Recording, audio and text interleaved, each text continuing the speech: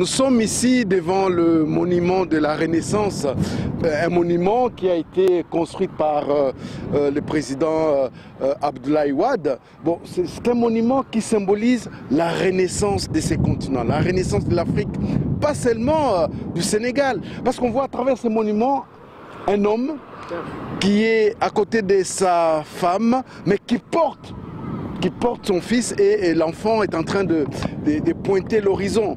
Hein. Donc l'Afrique a l'avenir, l'Afrique a des atouts. Il faudrait simplement que les autorités africaines comprennent que l'Afrique ne peut se construire qu'avec ses ressources, mais surtout avec des Africains. Hein.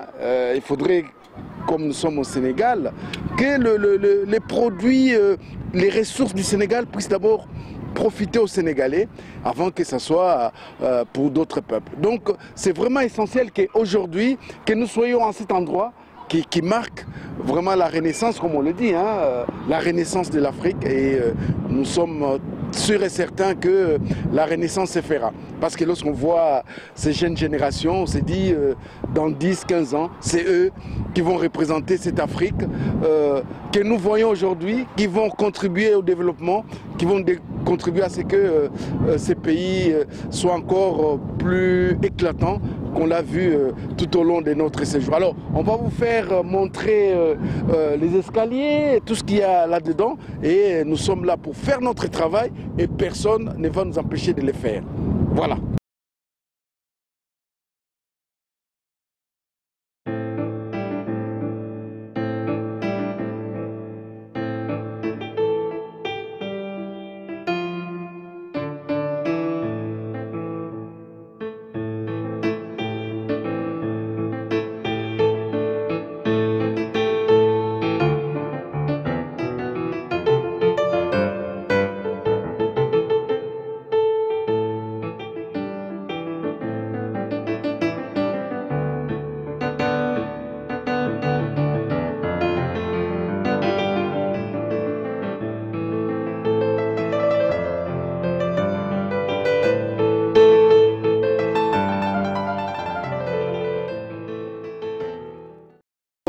Je voulais simplement lire ce message qu'on voit gravé ici au pied du monument de la Renaissance.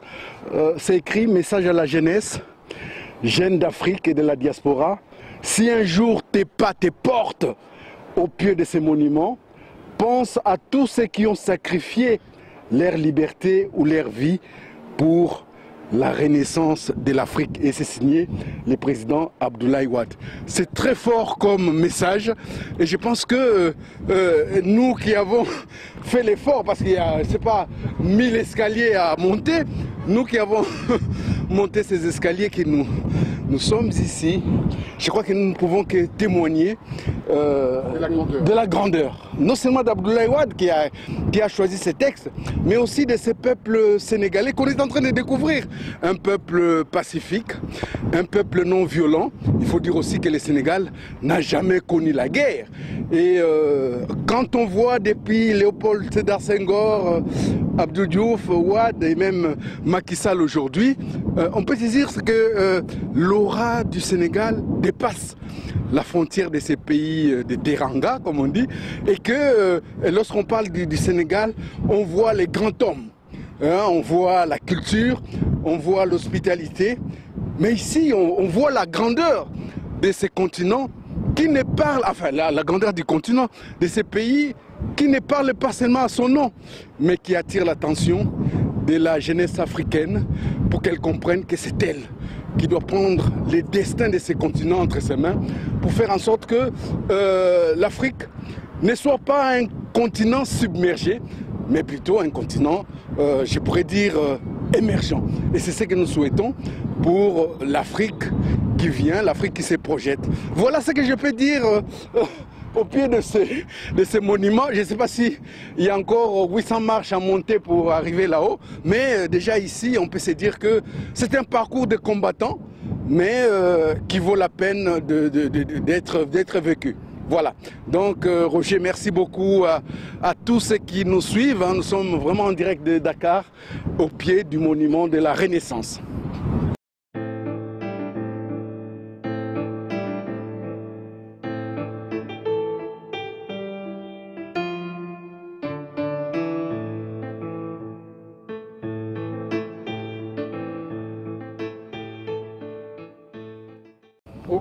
Le second message du président Abdoulaye Wade qui a été écrit en avril 2010, ici lors de l'inauguration de ces monuments de la Renaissance, est celui-ci: visiteurs africains ou étrangers, si un jour tes pas te portent au pied de ces monuments, pense à tous les sacrifices qui ont arraché l'Afrique à l'obscurité pluriséculaire pour la propulser dans la lumière de la liberté. Maître Abdoulaye Wade, avril 2010. Je voulais dire une chose, c'est que nous sommes quand même au Sénégal, mais c'est aussi au Sénégal, pas loin d'ici, en face de moi, qu'on a l'île de Gorée, où nos ancêtres sont partis sans retour. C'était un chemin de non-retour. Alors, lorsque le président Abdoulaye Wade donne ce message qui va rester pour l'éternité, c'est que je pense, j'étais pas là, mais je pense qu'il y a en lui tout ce que l'Afrique a vécu.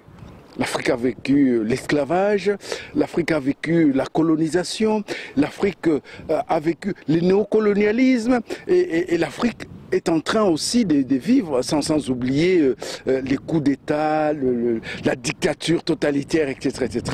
Mais le Sénégal, à part, je pourrais dire, la colonisation et l'esclavage, le Sénégal a quand même été épargné des coups d'État, mais aussi de la dictature. Parce que nous sommes dans un pays, le Sénégal, qui est quand même une démocratie au niveau de l'Afrique. Il faut le dire et insister là-dessus. C'est-à-dire que, vous voyez que nous parlons librement ici. C'est pas derrière les barreaux qu'on nous a mis parce qu'on essaie de faire notre travail. Mais le Sénégal, c'est un exemple. Il faudrait que les autres Africains s'en inspirent. Il faudrait que la jeunesse africaine fasse un effort de venir, lorsque il y a cette opportunité de venir au Sénégal, de pouvoir venir en ces lieux, s'y inspirer pour la renaissance de notre continent.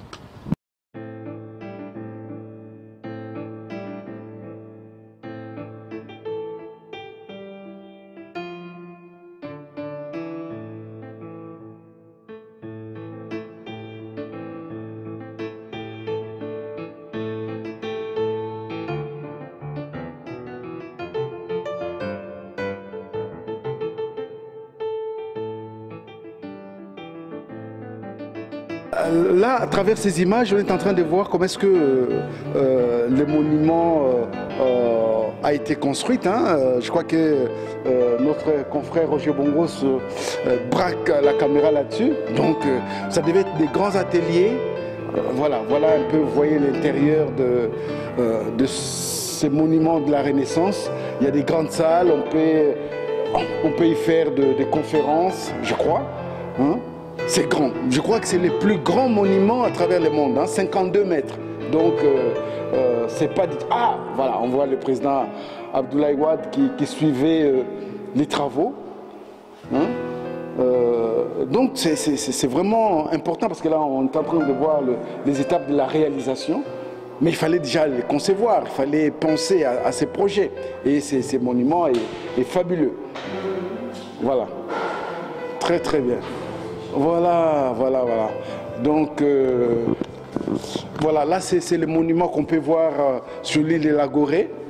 Comme je vous disais tout à l'heure, que lorsqu'on vit au Sénégal, on peut ne pas passer par l'île de la Gorée, parce que c'est là où tout commence, cette porte de non-retour où des milliers d'Africains étaient vendus comme de bêtes de somme, où les conservateurs nous disaient même que ceux qui n'avaient pas 60 kilos, ils étaient gavés comme des oies pour que, après 3 mois, qu'ils aient 60 kilos afin d'être mieux vendus.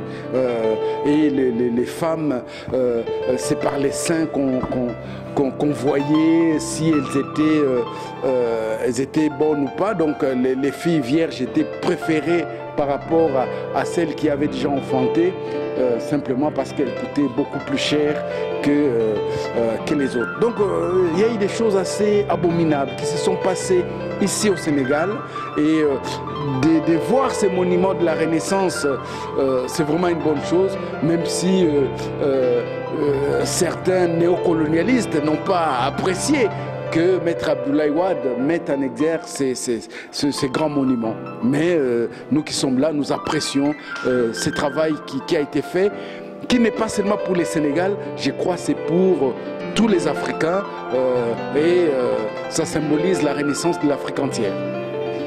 Pourquoi on ne sent pas la vie autour de ces grands monuments de la Renaissance africaine? Alors, je vous dirais que c'est un monument qui a vu le jour au lendemain de l'inspiration de son Excellence Maître Abdoulaye Wade. Ils ont construit ce monument sur 8 ans, de 2002 jusqu'en 2010. Alors, tout au début, la population était réticente à la construction de ce monument. Donc, on sent cet effet qui est là présent. Mais c'est une population qui se rend compte, qui commence à être conscient de l'utilité, surtout du caractère didactique de ce monument. Donc, c'est une émergence qui est là, mais lente. C'est une émergence lente. Donc, c'est au fur et à mesure que les gens comprendront. Donc, ce n'est pas quelque chose qui est là tout de suite maintenant qu'on peut sentir cet effet. C'est des gens qui viennent de partout, des 4 coins du monde, qui sont là impressionnés par ce monument qui est là comme une œuvre majeure. Donc, ici, l'effet des visites dépend. Donc, on ne peut pas avoir un effet qui peut être là, un effet fixé une fois pour toutes, c'est un effet qui est là, qui varie. Et on n'a pas même de chiffres exacts, ça dépend, ça varie.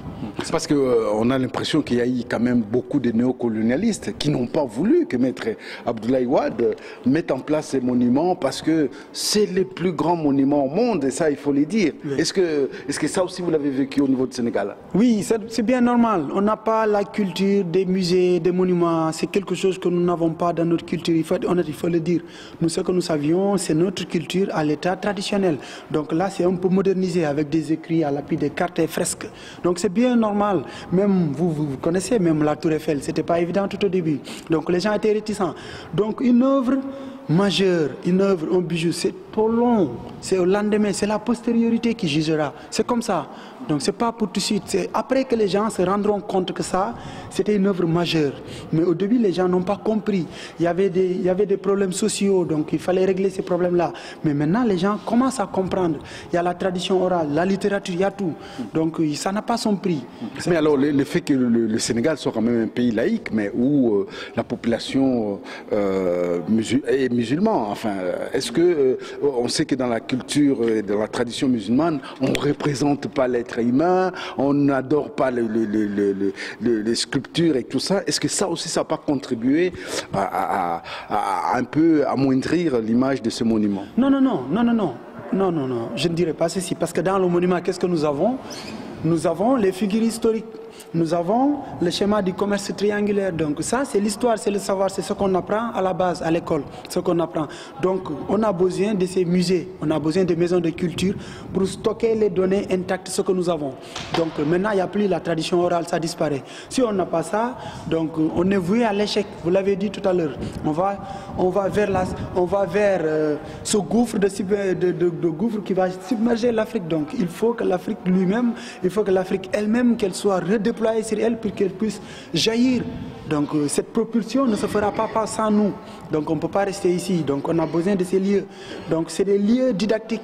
Donc c'est des lieux d'inspiration. C'est des lieux extrêmement forts dont on ne peut pas se passer. Donc c'est des lieux par lesquels on a besoin de faire ce raccourci culturel pour pouvoir se replonger vers l'avenir, c'est ça. Et c'est la postériorité, on ne peut pas ne pas passer par ce milieu. Voilà. Mais l'Europe maintenant, c'est le temps de l'Afrique. Oui, mais ça, quand ce discours-là, on vous entend, les Européens viennent, ils vont vous financer, ils vont dire non, c'est un bon projet.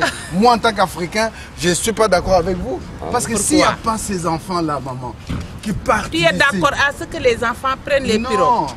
Moi, je ne parle pas de ceux qui meurent, mais pense à ceux qui passent, malgré les barbelés, tout ça, qui demain peut dire, maman, tu es où? Je suis à Angor.